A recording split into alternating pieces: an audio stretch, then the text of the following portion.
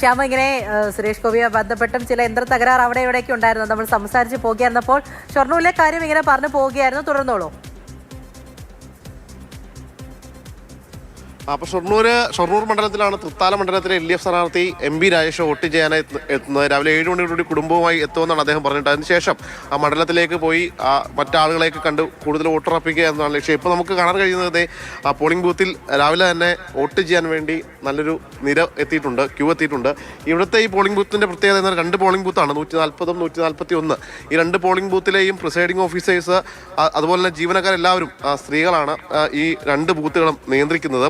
സ്വാഭാവികമായിട്ട് 2 ബൂത്തുകളിലും ഇപ്പോൾ അത്യാവശ്യം ആളുകൾ എത്തുകയും ചെയ്തിട്ടുണ്ട്. എന്തായാലും രാവിലെയോടുകൂടി തന്നെ നല്ല പോളിംഗ് ഉണ്ടാകുമെന്ന ഒരു പ്രതീക്ഷയാണ്. പ്രത്യേകിച്ച് പാലക്കാടാണ്. പാലക്കാട് നല്ല ചൂടുള്ള ഒരു ഇടം കൂടിയാണ്. അതുകൊണ്ട് തന്നെ രാവിലെ തന്നെ വോട്ട് ചെയ്ത് മടങ്ങാം എന്ന രീതിയിലായിരിക്കാം ആളുകൾ എത്തുന്നത്.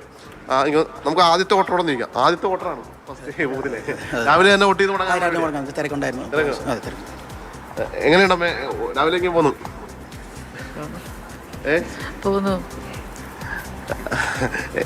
രാവിലെ വോട്ട് ചെയ്യാനായിട്ട് എത്തി? രാവിലെ പണിക്കൊക്കെ പോണേ. രാവിലെ നേരത്തെ വോട്ട് ചെയ്യലുണ്ട്. ഇവിടുത്തെ ചൂടൊക്കെ ഭയങ്കര കൂടുതലല്ലേ? ഇപ്പൊ കുറച്ച് കൂടുതലാണ്. എങ്ങനെയുണ്ട്? അപ്പൊ എല്ലാവരും മനസ്സിൽ ഉറപ്പിച്ചുകൊണ്ടാണ് വന്നിരിക്കുന്നത്. സ്വാഭാവികമായിട്ടും രാവിലെ തന്നെ വോട്ട് ചെയ്യാനെത്തി മടങ്ങുന്നൊരു കാഴ്ച. അതിന് അധിക സമയം കൂടിയില്ല. 7 മണിയോട് കൂടി തന്നെ പോളിംഗ് ആരംഭിക്കും.